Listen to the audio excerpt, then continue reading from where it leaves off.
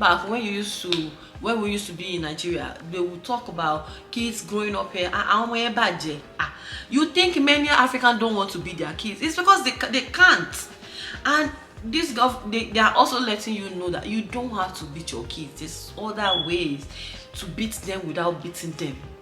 You think all these African, why is it that some parents, when they take their kids back to Nigeria, from the airport they start beating them? Because there's no law, or maybe there's law. I think there's so many law in Nigeria that is not in effect, that we are not using, or people don't even know. How many law of Nigeria did you know? Did you know Nigerian constitution? Hey guys, welcome back to my channel. Jumi here, Beyond Braids. I'm excited to be back. If you are new to my channel, welcome. I hope you like what you see. Please don't forget to subscribe. And if you are not new to my channel, welcome back. You are my OG now. Thank you for coming back. So this is the continuation of the video that I did. I don't know if it's gonna be last week or whatever, but this is continuation of the gentle parenting and traditional parenting. So I was talking about a story that I found on Instagram, and this is not even peculiar to that. There was a movie also that I was watching. It has to do with social security, collecting their child from this parent. It was a movie. I could not bring myself to finish that movie because it's so full of pain. I cannot finish watching it, seeing parents go through that. These kids that you love so much, can I give my kids to somebody that I have no connection with them? So I know what that means. And this woman that I saw her post on Instagram, she's talking about a 16-year-old being collected from her due to beating her, and there's so many marks on her body, and for that reason they collected the kids from her. For me, I think, like I said, if you are able to just another age. My mom used to say something, like for me growing up, my mom beats me. I'm very strong-willed. I don't know if I should call it stubborn, because now looking back at it, I love that I have it. That kind of strong will power or something like that has helped me so much, has helped me from getting into many troubles, even in this my very adult age, right? Saying this is what I want to do and standing by it has helped me. It has its own downside, but I believe over time it's a very good trait to have. When many people are doing whatever, you are able to stand your ground and say, well, that is bad, I don't want to do it, and I want to do what I think is right for me. And you're able to stand in that. It's such a very good trait to have. And then my mom beats me so much, oh my god. But I don't know when that switch comes in, that then she started using proverb like when a kids grow up to a certain age, you just look at them like this, something like that. So but because some things have been done to us does not mean we have to continue doing it. This is a 16-year-old. I cannot even imagine what beloved my first child would look like when he's 16. He will be so taller than me. How will I beat a 16-year-old? You are even putting yourself in danger. And then we know that it is not good for a child to lay their hand on their parents. Why will you be putting yourself in such a situation for your kids to beat you? Why will you be beat? Okay, so another story that I will link into that is this lady that her mom was talking about. She doing spirituality, and then she has to push her mom away from the door so that she can go. As a parent, there will be a level whereby your kids will get to. You can't, if you can. I am taking my time to, and I know nothing is guaranteed, but we have to put in effort and make sure that you are doing your best and let God, crown your efforts with great outcome. If you did not have time for your kids from age 0 to 10, from 11, 12, they are growing. You can't control them at that age anymore. Beating kids at the age of 16 shows you've lost control. You don't have a say. What I'm doing now, I believe that I hope that I'm able to build some kind of connection with my boys. They are very tall. Can't imagine what below will look like in 16. Then I'm able to build some connection, some trust, that they can trust me. I can talk to them like, oh, do this, do that, and then they're like, oh yes, mommy. or if they don't agree, we're able to talk about it back and forth, and then we reach conclusion. That's it. These are adults. You can't be beating a 16-year-old. You even put them in a position to compromise their blessings. Bible says we should honor our parents, and parents, don't provoke your children. Standing on the way for your child to go out is not wise.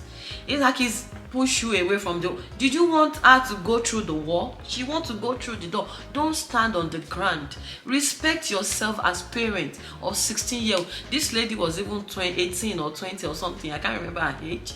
You don't do that. At 16 years old, you cannot use your word to talk to your kids. Beating is wrong. The kids that you can, and not even kind of anyhow beating, to the point that they say mark at the back of the, and this is, they are still kids to 18, right? How about this? How about don't do that again? How about knock on the those are minimal. Nobody will see that.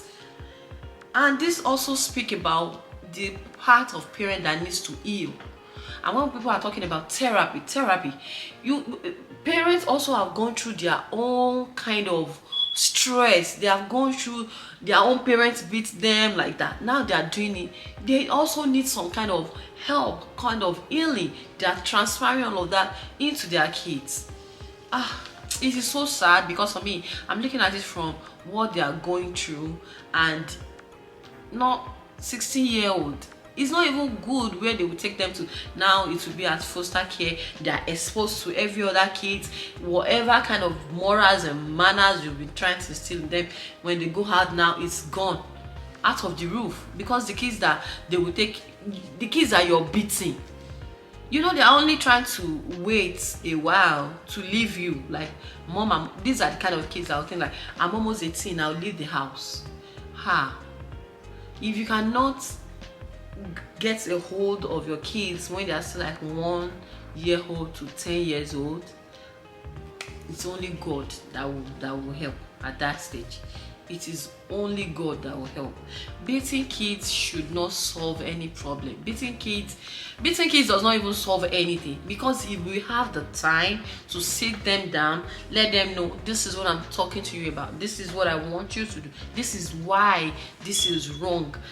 In fact, even when you are not there, they are able to analyze situation and be able to respond even in your absence. But because our parenting, to just beat comes very easier. Beat you, that's it. Beat you, that's it. But if they can just invest their time in sitting down and talking, and there will not be need for beating. And I know some kids can. I won't even sit down here and pretend that all kids, like even my second boy, I know as he's growing, but thank God for my presence. I'm here and I'm able to, look through all his behavior, that this boy, we're able to, cover the excesses wherever. I've been there, done. How did they even say it? I've done something like that, so I know what that would looks like and what to do in order to curb it before it becomes something so big that we can't even talk to you anymore. That's so sad. It's so sad. And I think all of this is happening so that people like us can learn. You cannot be beating your kids and expect them not to collect the kids from you. We are not in Nigeria. This is America. And every other abroad, I don't know how their rules works. But here, there is no, oh, I'm sorry, I did not know it would lead to like that. I did not know I don't have to beat my kids. I did not know this will happen. There's no I did not know. There is nothing like I do not know. There is nothing like I do not know. When you get to a new country and you even get the hint, you see here and there, like. And now looking back, when we used to be in Nigeria, they will talk about kids growing up here. You think many Africans don't want to beat their kids? It's because they can't. And they are also letting you know that you don't have to beat your kids. There's other ways to beat them without beating them. You think all these African, why is it that some parents, when they take their kids back to Nigeria, from the airport they start beating them? Because there's no law. or maybe there's law. I think there's so many law in Nigeria that is not in effect, that we are not using, or people don't even know. How many law of Nigeria did you know? Did you know Nigerian constitution? And then from the airport they start beating that kids like over. You know, some kids will even go to jail because of their some parents will go to jail because of their kids. And then when they get to Nigeria, some people will even drive their kids back to Nigeria. You know, Nigeria, yeah. But from when they were very small, if you have been able to talk to them, they know that their parents have their best decision at heart. I'm here to guide you through life, and there will be knock here and there and there. There's no how we'll do that without.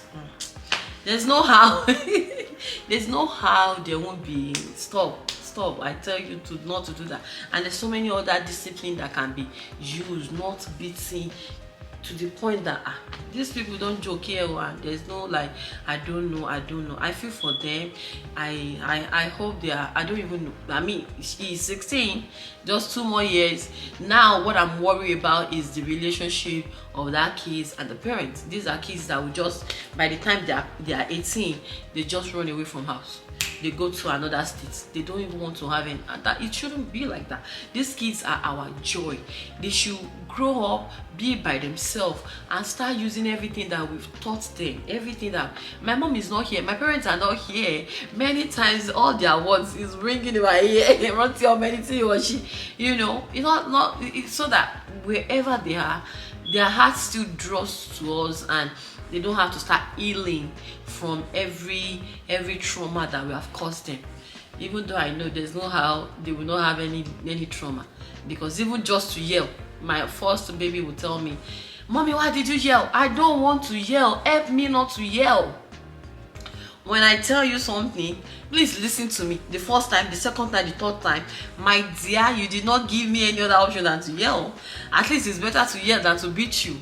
I am trying also, you know, to be easy with you. It's not that easy. We are so used to beating. But now we see the effect of beating. It's not good. It doesn't even correct anything. Whatever you think you're trying to use that beating for, it does not address it. So sitting down and talking, this is what you have done, this is how it makes me feel, this is what it means, this is the consequence of it. It doesn't even have anything to do with me, but if you continue this way, it will make your life look like this. It will draw everything out. And that is why I agree with gentle parenting. But for me, I don't want to practice gentle parenting 100%. I still want to have some kind of traditional on the side, because yeah, balance here and there.